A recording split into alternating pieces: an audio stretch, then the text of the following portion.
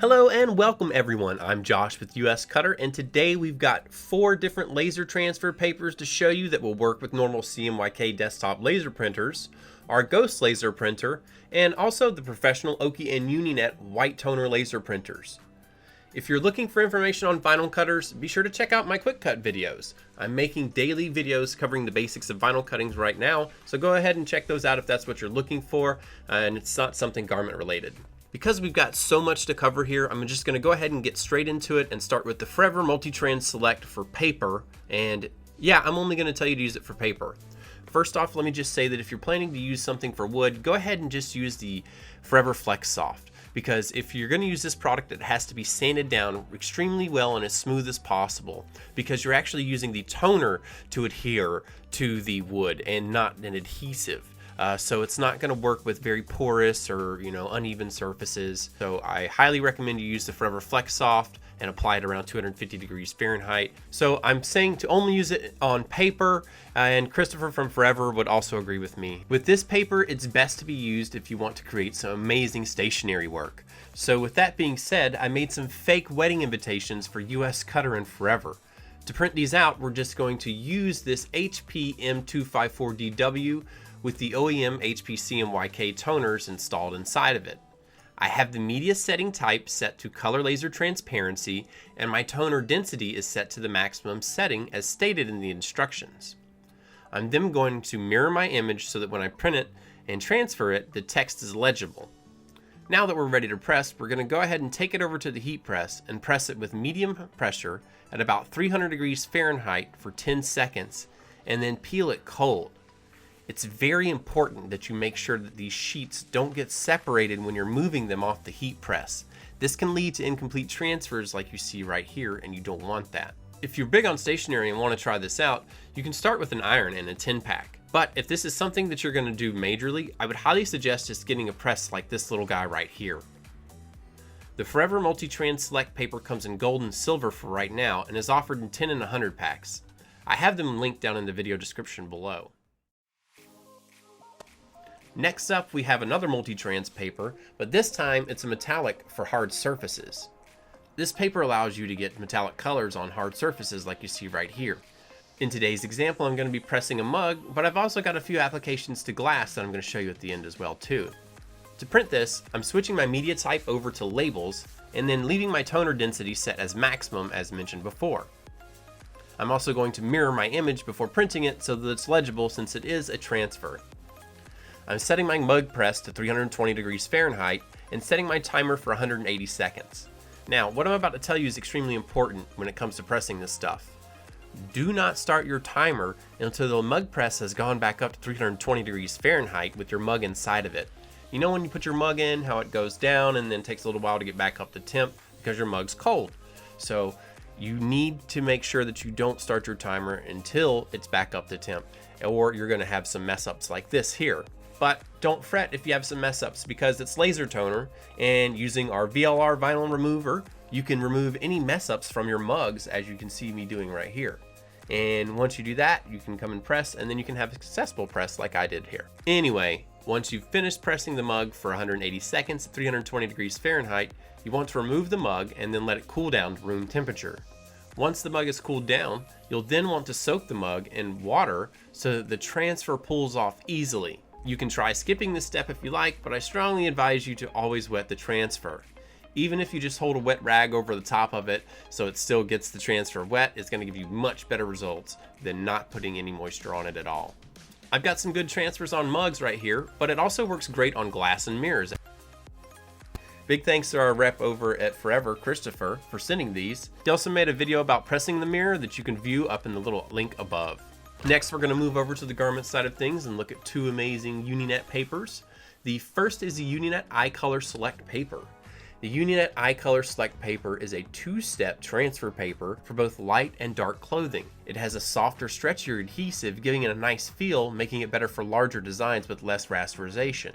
In today's video, I have 4 examples. 2 of them I printed with the Uninet iColor 600 printer using the fluorescent toner cartridges, and then the other 2 I used with the M254DW with a Ghost White toner cartridge for the underfilling layer. You will want to mirror your image before printing, and your printer's media setting is going to be set to transparency if you're using an Oki or a Uninet. For Ghost and other desktop printers, you want to have your toner density output set to the maximum settings, and then your media settings set to color laser transparency. The printable side of the A sheet on the select paper is the foggy side. For the B sheet, it's going to be the smooth side with the adhesive on it. So you want to put the smooth side of the B sheet up against the foggy side of the A sheet with the toner on it. Press these two sheets together for 120 seconds at 310 degrees Fahrenheit with parchment papers on the top and bottom to prevent any excess adhesive from getting on your heat press. Once the timer's up, it's going to be a hot peel on these, so you're going to want to peel them away slowly at an angle. You'll also notice that I'm holding the corner off the side of the heat press so that I don't burn my fingers, because this stuff is very hot. The adhesive will only transfer wherever the toner is, but some excess adhesive may squeeze out of the sides, so we do need to trim away the edges before pressing it to our garment. This also isn't a white boosting adhesive, so you will want to make sure that you have enough white underfilling layer for darker colored garments. To press the shirt, we're just going to press it down for 30 seconds and then peel the transfer away once it's cold. I give it a stretch and then a little finishing press for about 10 seconds, and then we're good to go with our shirts. The iColor Select paper can give you about 20 to 30 washes out of your design, depending on how you do it, and is one of the lower costing transfer papers on the market. And it's great for Ghost users if you're just starting out. Check out these fluorescent prints I did with the iColor 600 under the black light. Next, we have the softest and the longest lasting transfer paper on the market. This is the Uninet iColor Premium 2-Step paper. This paper we used to make our sleeve designs for the US Cutter Memphis Expo shirts last year, and it's still going strong. I've worn this about once a week to the office, and so you know it's pretty serious. This paper does require you to run it through a heated document laminator, such as this Amazon Basic one shown right here, before pressing it. It does this so that you can make sure that there are no air pockets in your adhesive and your toner before pressing it. If you don't do this, you're going to end up with bad results like this here. You do have to do this. And I do this now for all my 2-step transfers when I'm doing my personal stuff. That way I can make sure I get a good transfer every single time. It's a good thing to have around the house too, so you can laminate documents. With the Uninet iColor Premium 2-Step paper, both the A sheet and the B sheets are just blank white papers that have a smooth side and a rough side. It's easy to tell the difference between the B sheet and the A sheet because the B sheet is much thicker than the A sheet. On the A sheet, the smooth side is the print side and the rough side is the back side. The B sheet is similar because the smooth side is the adhesive side and the rough side is the back side. Before printing, you're going to want to make sure that you mirror your image. If you're using an Oki or Uninet printer, you want to make sure that your media settings are set to heavy or ultra heavy. For Ghost or other desktop printers, good old color laser transparency works just fine for me here.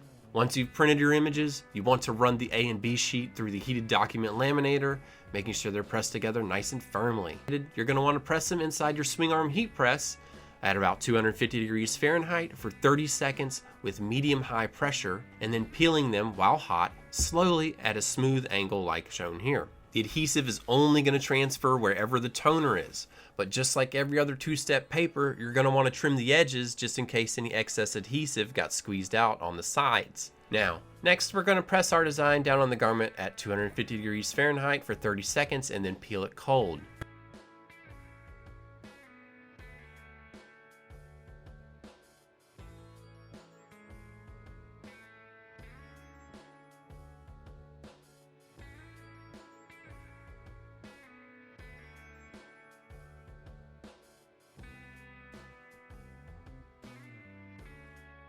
Then we want to follow it with a quick 15-second finishing press and we're good to go.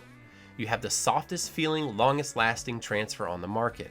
The adhesive is also a white boosting adhesive, so everything is going to pop really nice on dark colored shirts, and it's going to require less white toner in the back. Take a look at the prints I did using the iColor 600 and the fluorescent toners under a black light. Well folks, that just about does it here for us today. I've linked everything that I've talked about in the video description down below. If you liked what you saw, be sure to hit that subscribe and like button and turn on notifications so you can be the first to see our latest videos. As always, if you have any sales related questions, be sure to email our sales team at sales@uscutter.com. Each item we sell comes with lifetime support, and to reach our support team, you can email them at support@uscutter.com for assistance anytime. Take care and have yourself a wonderful day.